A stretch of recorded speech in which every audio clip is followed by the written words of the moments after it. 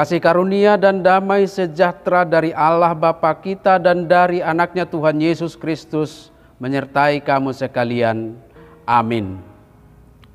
Shalom Bapak Ibu dan saudara-saudari, jemaat yang terkasih di dalam nama Tuhan Yesus Kristus. Firman Tuhan yang menjadi nats khotbah dalam ibadah pertanggungan kita malam hari ini tertulis di dalam kitab Keluaran pasal 18 ayat 17 sampai dengan ayat 23 dan sekaligus menjadi nats epistel untuk minggu ke-18 setelah Trinitatis 11 Oktober 2020. Marilah Bapak Ibu dan saudara-saudari, kita simak dan dengarkan firman Tuhan. Saya akan membacakan untuk kita demikian. Tetapi mertua Musa menjawabnya, "Tidak baik seperti yang kau lakukan itu. Engkau akan menjadi sangat lelah, baik engkau, baik bangsa yang beserta engkau ini. Sebab pekerjaan ini terlalu berat bagimu. Takkan sanggup engkau melakukannya seorang diri saja. Jadi sekarang dengarkanlah perkataanku. Aku akan memberi nasihat kepadamu dan Allah akan menyertai engkau. Adapun engkau, wakililah bangsa itu di hadapan Allah dan kau hadapkanlah perkara-perkara mereka kepada Allah. Kemudian haruslah engkau mengajarkan kepada mereka ketetapan-ketetapan dan keputusan-keputusan dan memberitahukan kepada mereka jalan yang harus dijalani dan pekerjaan yang harus dilakukan. Di samping itu, kau carilah dari seluruh bangsa itu orang-orang yang cakap dan takut akan Allah, orang-orang yang dapat dipercaya dan yang benci kepada pengejaran suap. Tempatkanlah mereka di antara bangsa-bangsa itu menjadi pemimpin 1.000 orang, pemimpin 100 orang, pemimpin 50 orang, dan pemimpin 10 orang. Dan sewaktu-waktu mereka harus mengadili di antara bangsa. Maka segala perkara yang besar haruslah dihadapkan mereka kepadamu. Tetapi segala perkara yang kecil diadili mereka sendiri.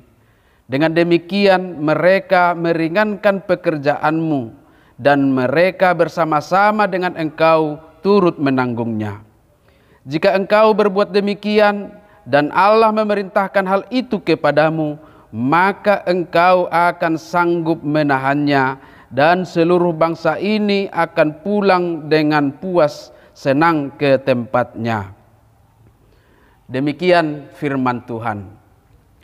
Bapak Ibu dan saudara-saudari jemaat yang terkasih, firman Tuhan yang menyapa kita dalam ibadah kita kali ini memberikan sebuah pengajaran tentang metode kepemimpinan yang berorientasi kepada kerendahan hati yang diadopsi dari kisah kepemimpinan Musa saat memimpin umat Israel keluar dari Mesir.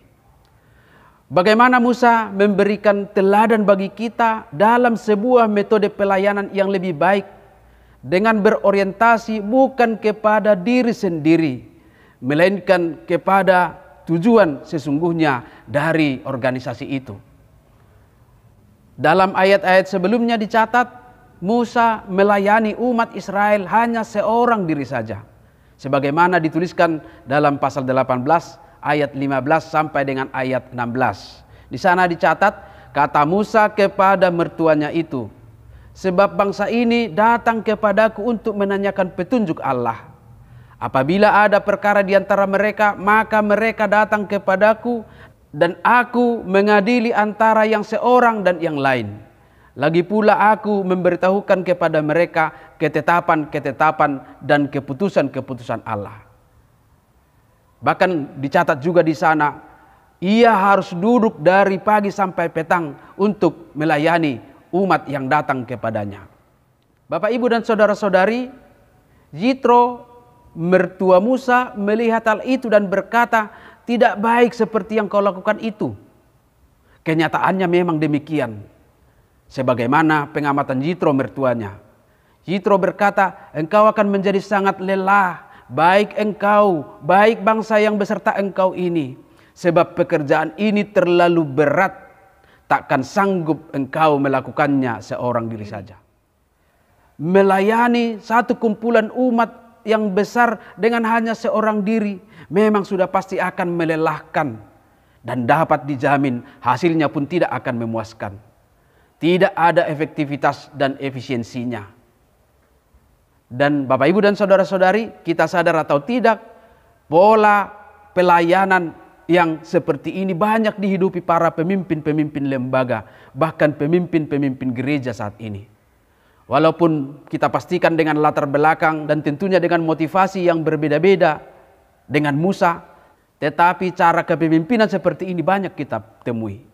Banyak pemimpin saat ini yang terlihat sangat sibuk dengan pelayanannya, tetapi tidak menghasilkan apa-apa, bahkan justru menghasilkan kekecewaan.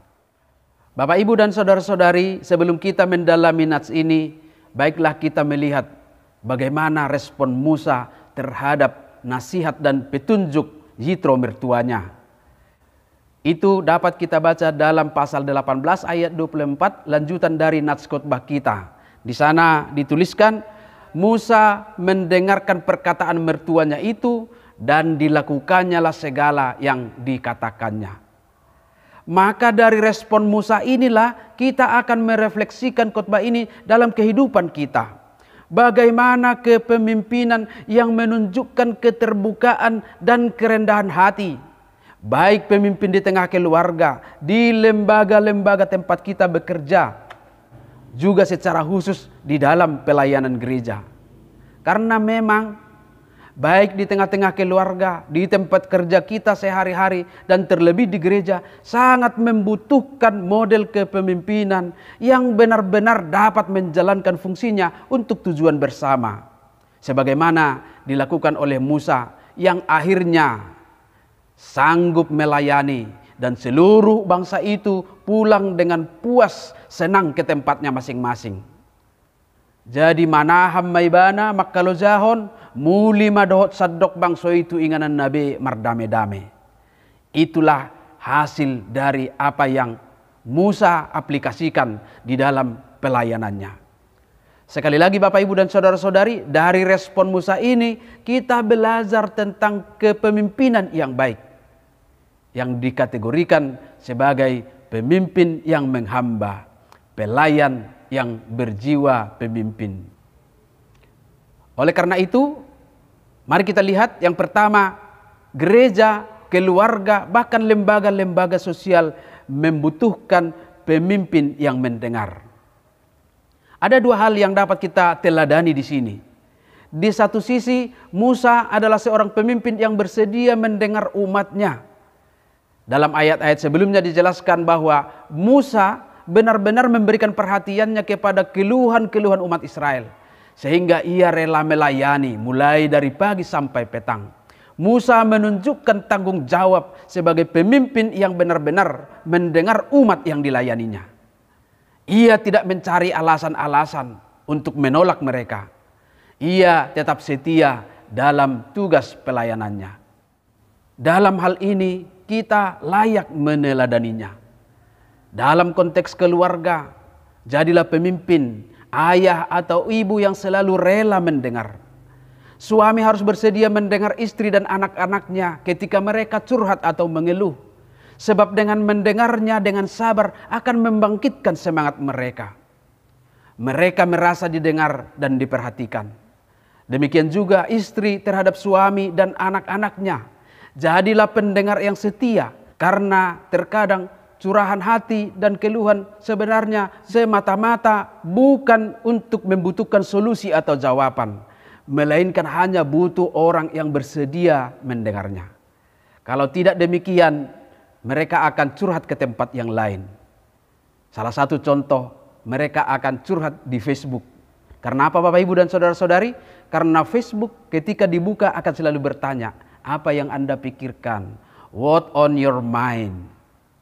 Pastikan Facebook atau media sosial lainnya tidak lebih baik dari kita dalam hal mendengarkan curahan hati orang-orang yang kita kasihi dalam kehidupan kita. Demikian juga halnya dalam konteks kepemimpinan organisasi dan termasuk di dalam gereja. Kita diajari menjadi pemimpin atau seorang yang peduli dengan keadaan orang-orang yang kita pimpin, atau sahabat-sahabat di sekitar kita yang membutuhkan tempat mereka berkeluh kesah. Kita harus terbuka dan meluangkan waktu bagi mereka, sehingga orang-orang yang membutuhkannya akan menerima kelegaan hati karena mereka didengar dan diperdulikan. Sisi kedua yang lain adalah Musa adalah seorang pemimpin yang bersedia mendengar nasihat mertuanya. Itulah hal yang juga sangat penting kita teladani. Seberapa terbuka seorang pemimpin mau mendengar masukan atau kritikan yang tujuannya membangun dan memperbaiki pelayanan dan kinerjanya.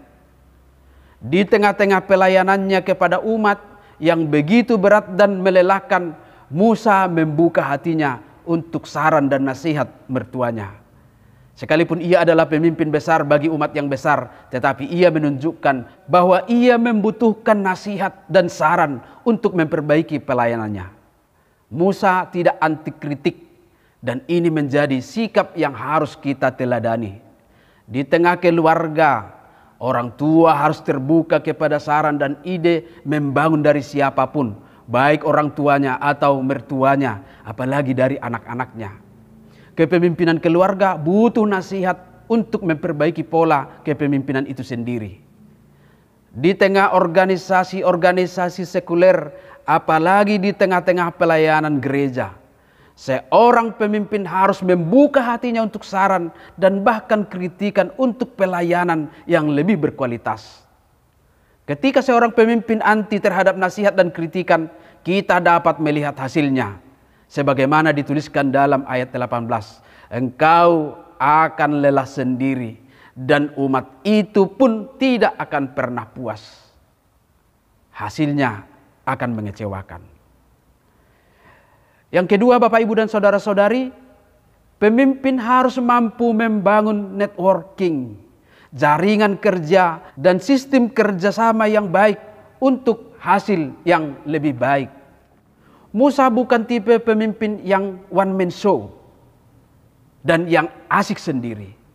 Ia mendengar nasihat mertuanya dan membangun jaringan kerja sehingga dengan sendirinya masing-masing unit atau bagian memiliki job description untuk dilakukan masing-masing yang bertujuan untuk kualitas pelayanan dan kerja yang baik. Pekerjaannya menjadi ringan dan hasilnya memuaskan.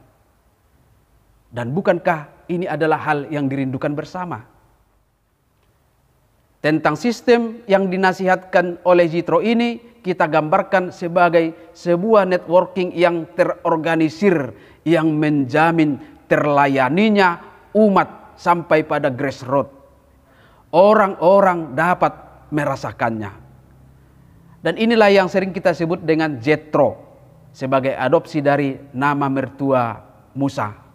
Sekali lagi, tujuan penerapan sistem manajemen organisasi seperti ini adalah tercapainya tujuan organisasi, khususnya pelayanan di gereja, sebagaimana dinasihatkan oleh Jitro dalam ayat 21. Di sana dituliskan, di samping itu kau carilah dari seluruh bangsa itu orang-orang yang cakap dan takut akan Allah, orang-orang yang dapat dipercaya dan yang benci kepada pengejaran suap.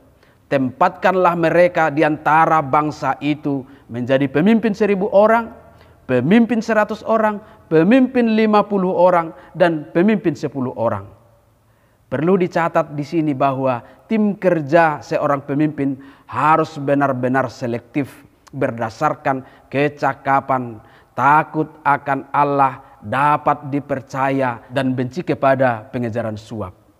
Dari cara Musa menjalankan sistem ini juga kita akan menyadari bahwa kehadirannya sebagai hamba yang memimpin umat Israel semata-mata hanya untuk tujuan Tuhan Allah menyelamatkan umatnya. Bukan dalam rangka pemenuhan keinginan dan ambisinya. Tuhan memakainya memimpin umat keluar dari Mesir. Semuanya hanya karena Allah sendiri telah merancangkannya untuk keselamatan umat Israel. Maka baiklah juga setiap pemimpin di tengah keluarga, lembaga-lembaga tempat kita bekerja, dan terlebih di dalam gereja, harus menyadari bahwa kehadiran dan keberadaannya bukan atas keinginan dan pemenuhan tujuan cita-cita pribadi, melainkan sebagai alat Tuhan untuk tujuan Tuhan Allah sendiri, yang sering kita sebut dengan istilah Missio Dei, yaitu untuk menghadirkan damai sejahtera, sukacita umat, dan hidup yang seturut dengan kehendak Allah. Sehingga ia akan selalu rendah hati, terbuka kepada kritikan dan saran, dan pasti juga membutuhkan orang lain sebagai partner kerja yang saling membutuhkan, saling mendukung untuk tujuan bersama. Dengan kerendahan hati, keterbukaan, dapat dipercaya, dan pelayanan yang berorientasi kepada misi Allah, jauh dari pengejaran suap, unang mata hepengon, maka setiap orang dalam kapasitasnya sebagai pemimpin akan berhasil di dalam pelayanannya. Ia sendiri dan orang-orang yang menerima pelayanannya akan dapat menikmati pelayanan itu sendiri. Dan yang terutama, nama Tuhan akan dimuliakan. Amin. Marilah kita berdoa. Kami naikkan pujian syukur kami kehadirat-Mu Allah Bapa di sorga, sumber kehidupan kami. Kami menerima kebenaran firman-Mu yang menjadi pandu di dalam setiap kepemimpinan kami, baik di tengah keluarga, di tempat kami bekerja, dan terutama di dalam gereja-Mu. Kami dapat menjadi orang-orang yang benar-benar memperdulikan, dapat mendengar keluhan umat-Mu, keluhan sesama kami, keluhan anggota keluarga kami, dan menjadi sahabat yang baik bagi mereka. Biarlah dengan keteladanan Musa ini, kami akan dapat semakin memperbaharui hidup kami untuk menjadi pemimpin yang melayani dan pelayan yang benar-benar dapat memimpin dengan hikmat dari Tuhan. Terima kasih Bapa di sorga, dan kiranya juga ibadah-ibadah yang boleh berlangsung di rumah-rumah jemaat-Mu malam hari ini, Engkau berkati. Engkau kiranya berkenan menyendengkan telinga-Mu untuk setiap doa dan permohonan mereka. Supaya dengan demikian kami semakin mengenal kebaikan Tuhan. Kami semakin yakin dan percaya bahwa hidup kami benar-benar tergantung kepada Tuhan. Kami juga memohon penyertaan-Mu dalam setiap aktivitas kami di dalam keseharian kami, di tempat pekerjaan kami masing-masing. Dengan Roh-Mu Engkau akan memberikan hikmat, memampukan kami bekerja dengan baik. Dan kami percaya melaluinya Tuhan akan mencukupkan segala yang perlu dalam kehidupan kami masing-masing. Bapa di surga, kami juga memohon pertolongan-Mu untuk orang-orang yang sedang sakit.